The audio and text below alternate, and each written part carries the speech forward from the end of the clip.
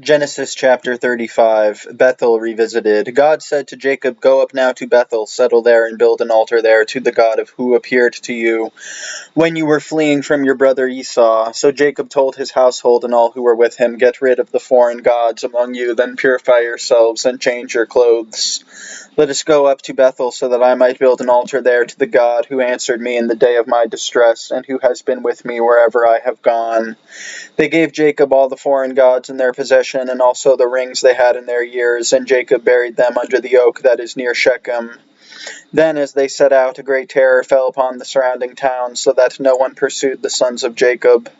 Thus Jacob and all the people who were with him arrived in Luz, now Bethel, in the land of Canaan. There he built an altar and called the place El Bethel, for it was there that God had revealed himself to him when he was fleeing from his brother. Deborah, Rebekah's nurse, died. She was buried under the oak below Bethel, and so it was named Allon Bachuth. On Jacob's arrival from Padan Aram, God appeared to him again and blessed him. God said to him, "Your name is Jacob. You will no longer be named Jacob, but Israel will be your name." So he was named Israel. Then God said to him, "I am God Almighty. Be fruitful and multiply. A nation indeed, an assembly of nations will stem from you, and kings will issue from your loins. The land I gave to Abraham and Isaac I will give to you, and to your descendants after you I will give the land." Then God departed from him. In the place where God had spoken with him, Jacob set up a sacred pillar, a stone pillar, and upon it he made a libation and poured out oil. Jacob named the place where God spoke to him Bethel. Jacob's family. Then they departed from Bethel, but while they still had some distance to go to Ephrath, Rachel went into labor and suffered great distress. When her labor was most intense, the midwife said to her, "Do not fear, for now you have another son." With her last breath, for she was at the point of death, she named him Benoni, but his father named him Benjamin. Thus Rachel died, and she was buried on the road to Ephrath, now Bethlehem. Jacob set up a sacred pillar on her grave, and the same pillar marks Rachel's grave to this day. Israel moved on and pitched his tent beyond Midgal Eder.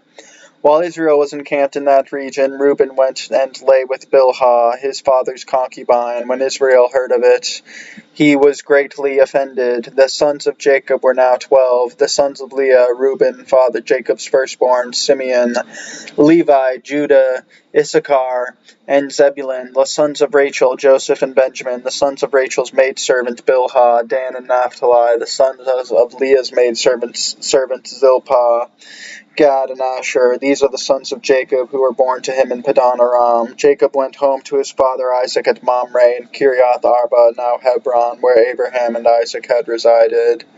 The length of Isaac's life was 180 years. Then he breathed his last. He died as an old man and was gathered to his people. After a full life, his son Esau and Jacob buried him. Genesis chapter 36, Edomite lists. These are the descendants of Esau, that is Edom. Esau took his wives from among the Canaanite women, Adah, daughter of Elon the Hittite, Oholibamah, the daughter of Anah, the son of Zibeon the Hivite, and Basemath, daughter of Ishmael, the sister of Nebaioth. Adah bore Eliphaz to Esau, Basemath bore Reuel, and Oholibamah bore Jeush, Jalam, and Korah. These are the sons of Esau who were born to him in the land of Canaan. Esau took his wives, his sons, his daughters, and all the members of his household, as well as his livestock, all his cattle, and all the property he had acquired in the land of Canaan, and went to the land of Seir, away from his brother Jacob. Their possessions had become too great for them to dwell together, and the land in which they were residing could not support them because of their livestock. So Esau settled in the highlands of Seir. Esau is Edom. These are the descendants of Esau, ancestors of the Edomites in the highlands of Seir. These are the names of the sons of Esau: Eliphaz, son of Adah, wife of Esau, and Reuel, son of Basemath, wife of Esau. The sons of Eliphaz were Teman, Omar, Zepho, Gatam, and Kenaz. Timnah was a concubine of Eliphaz, the son of Esau, and she bore Amalek to Eliphaz. Those were the sons of Adah, the wife of Esau. These were the sons of Reuel, Nahath, Zerah, Shammah, and Mizah. Those were the sons of Basemath, the wife of Esau. These were the sons of Esau's wife Oholibamah, the daughter of Anah, son of Zibeon, whom she bore to Esau, Jeush, Jalam, and Korah. These are the clans of the sons of Esau, the sons of Eliphaz, Esau's firstborn, the clans of Taman, Omar, Zepho, Kenaz, Korah, Gatam, Amalek. These are the clans of Eliphaz in the land of Edom. They are the sons of Adah. These are the sons of Reuel, son of Esau, the clans of Nahath, Zerah, Shammah, and Mizah. These are the clans of Reuel in the land of Edom. They are the sons of Basemath, wife of Esau. These were the sons of Oholibamah, wife of Esau, the clans of Jeush, Jalam, and Korah. These are the clans of Esau's wife Oholibamah, daughter of Anah. These are the sons of Esau, that is Edom, according to their clans. These are the sons of Seir the Horite, the inhabitants of the land, Lotan, Shobal, Zibeon, Anah, Dishon, Ezer, and Dishan. Those are the clans of the Horites, sons of Seir in the land of Edom. The sons of Lotan were Hori and Heman, and Lotan's sister was Timnah. These are the sons of Shobal, Alvan, Mahanath, Abal, Shepho, and Onam. These are the sons of Zibeon, Aiah, and Anah. He is the Anah who found water in the desert while he was pasturing the donkeys of his father Zibeon. These are the children of Anah, Dishon and Oholibamah, daughter of Anah. These are the sons of Dishon, Hemdan, Eshban, Ithran, and Cheran. These are the sons of Ezer, Bilhan, Zaban, and Akan. These are the sons of Dishon, Uz, and Aran. These are the clans of the Horites, the clans of Lotan, Shobal, Zibeon, Anah, Dishon, Ezer, and Dishon. Those are the clans of the Horites, clan by clan, in the land of Seir. These are the kings who reigned in the land of Edom before any king reigned over the Israelites. Bela, son of Beor, became king in Edom. The name of his city was Dinhabah. When Bela died, Jobab, son of Zerah, from Basra, succeeded him as king. When Jobab died, Husham from the land of the Temanites succeeded him as king. When Husham died, Hadad, son of Bedad, succeeded him as king. He is the one who defeated Midian in the country of Moab. The name of his city was Avith. When Hadad died, Samlah from Masrekah succeeded him as king. When Samlah died, Shaul from Rehoboth on the river succeeded him as king. When Shaul died, Baal-Hanan, son of Achor, succeeded him as king. When Baal-Hanan, son of Achor, died, Hadad succeeded him as king. The name of his city was Pau. His wife's name was Mehetabel, the daughter of Matred, son of Mezahab.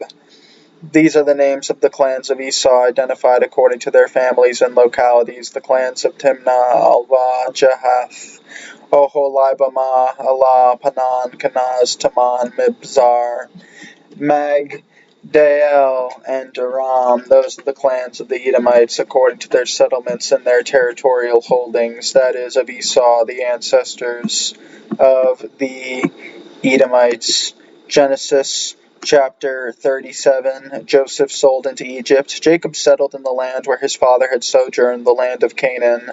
This is the story of the family of Jacob. When Joseph was 17 years old, he was tending the flocks with his brothers. He was an assistant to the sons of his father's wives, Bilhah and Zilpah, and Joseph brought their father bad reports about them. Israel loved Joseph best of all his sons, for he was the child of his old age, and he had made him a long ornamented tunic. When his brothers saw that their father loved him best of all his brothers, they hated him so much that they could not say a kind word to him. Once Joseph had a dream, and when he told his brothers, they hated him even more. He said to them, "Listen to this dream I had.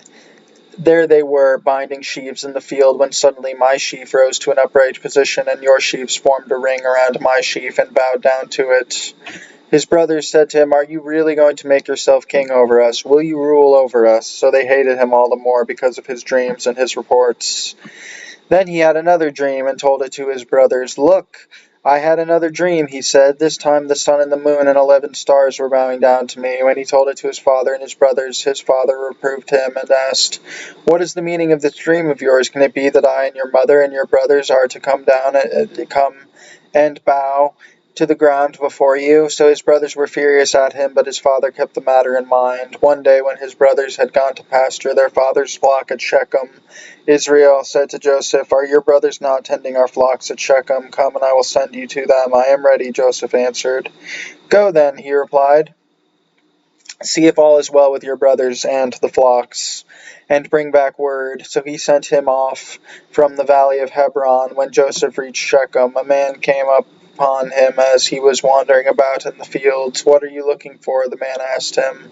"I am looking for my brothers," he answered. "Please tell me where they are tending the flocks."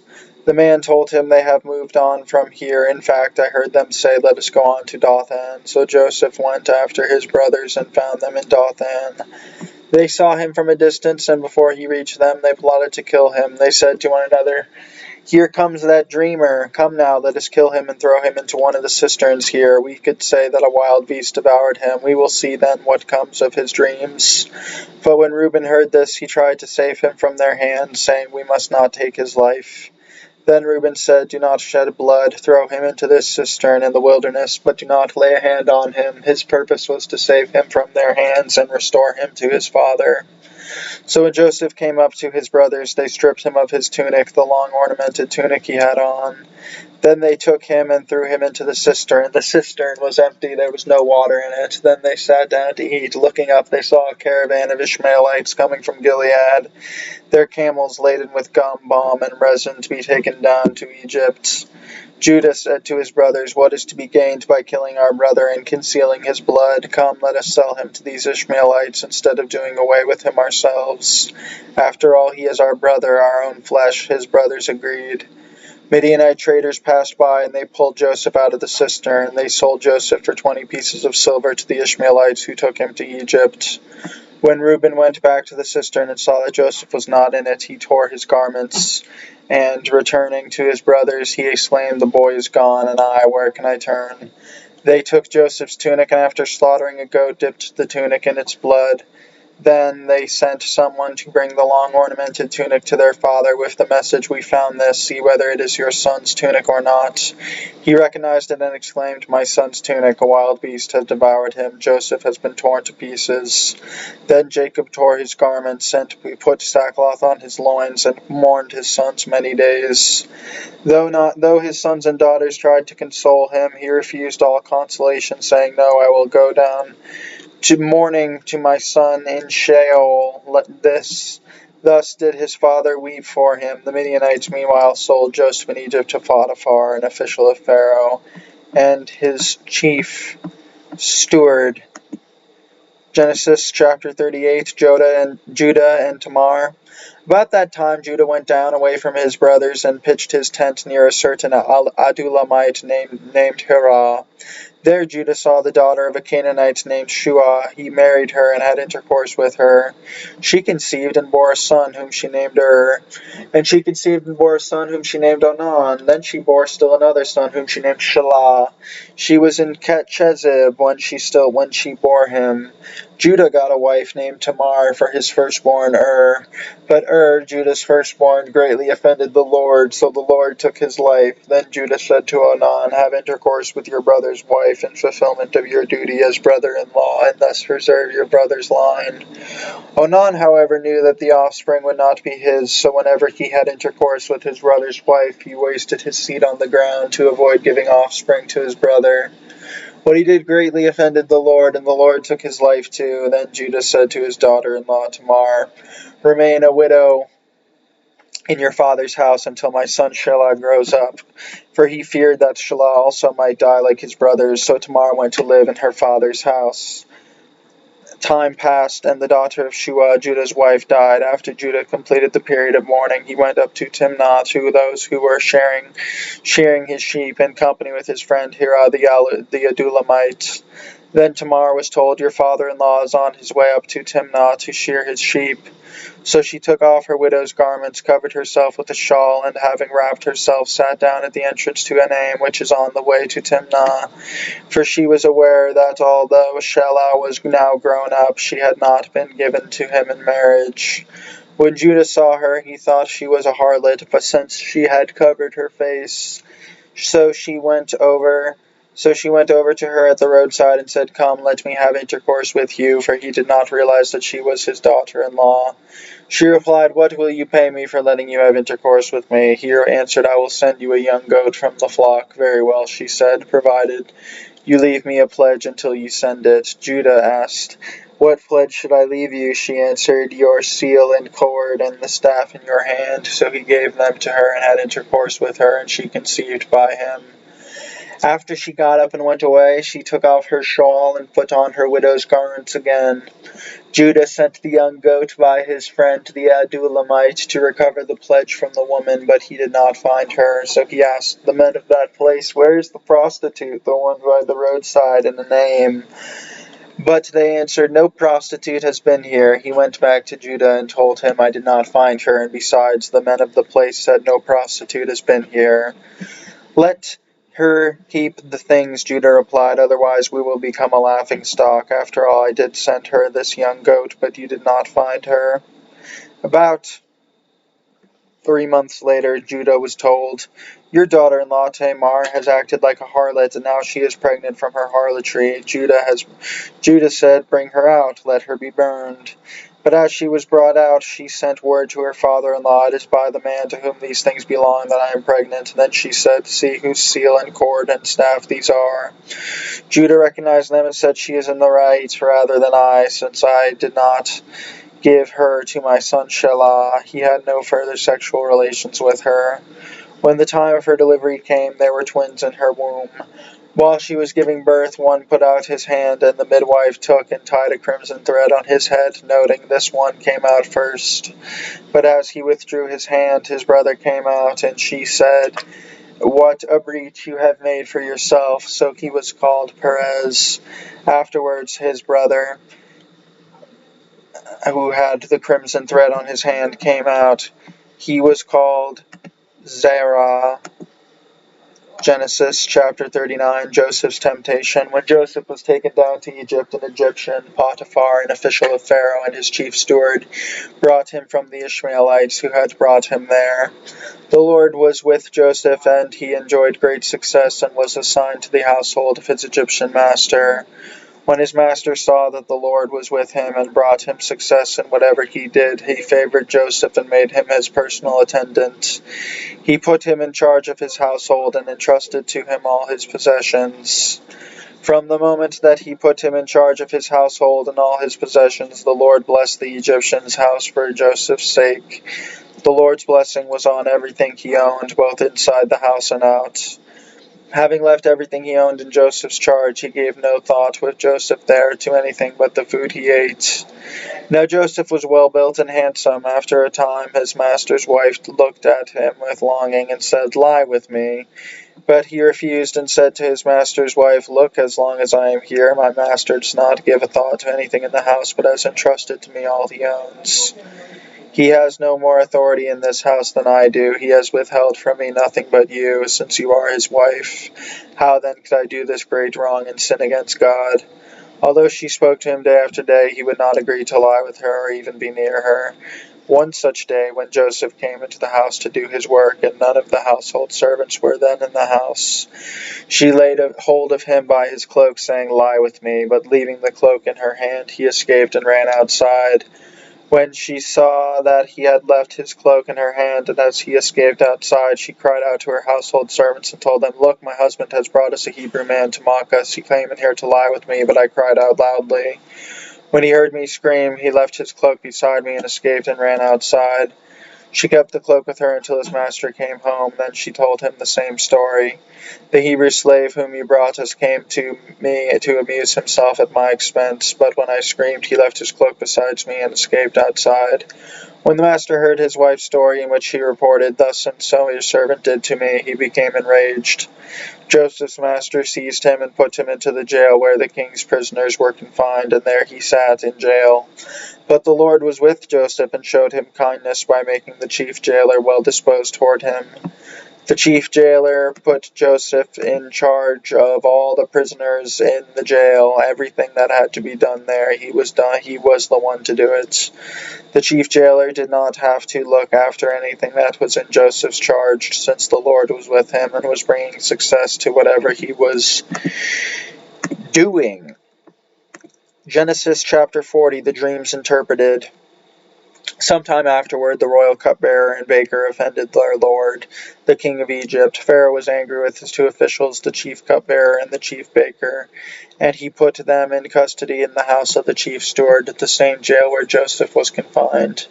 The chief steward assigned Joseph to them, and he became their attendant after they had been in custody for some time. The cupbearer and the baker of the king of Egypt, who were confined in the jail, had both had dreams on the same night, each his own dream, and each dream with its own meaning. When Joseph came to them in the morning, he saw that they looked disturbed. So he asked Pharaoh's officials who were with him in custody in his master's house, "Why do you look so troubled today?" They answered him, "We have had dreams, but there is no one to interpret them." But Joseph said to them, "Do interpretations not come from God? Please tell me the dreams." Then the chief cupbearer told Joseph his dream. "In my dream," he said, "I saw a vine in front of me, and on the vine were 3 branches. It had barely budded when it blossomed, when its blossoms came out, and its clusters ripened into grapes. Pharaoh's cup was in my hand, so I took the grapes, pressed them out into his cup, and put it in Pharaoh's hand." Joseph said to him, "This is the interpretation. The 3 branches are 3 days. Within 3 days Pharaoh will single you out and restore you to your post. You will be handing Pharaoh his cup as you formerly did when you were his cupbearer. Only think of me when all is well with you, and please do me the great favor of mentioning me to Pharaoh to get me out of this place. The truth is that I was kidnapped from the hand of the Hebrews, and I have not done anything here that they should have put me into a dungeon." When the chief baker saw that Joseph had given a favorable interpretation, he said to him, "I too had a dream. In it I had 3 bread baskets on my head. In the top one were all kinds of bakery products for Pharaoh, but the birds were eating them out of the basket on my head." Joseph said to him in reply, "This is the interpretation. The 3 baskets are 3 days. Within 3 days Pharaoh will single you out and will impale you on a stake, and the birds will be eating your flesh." And so on the 3rd day, which was Pharaoh's birthday, when he gave a banquet to all his servants, he singled out the chief cupbearer and chief baker in the midst of his servants. He restored the chief cupbearer to his office so that he again handed the cup to Pharaoh. But the chief baker he impaled, just as Joseph had told them in his interpretation. Yet the chief cupbearer did not think of Joseph. He forgot him.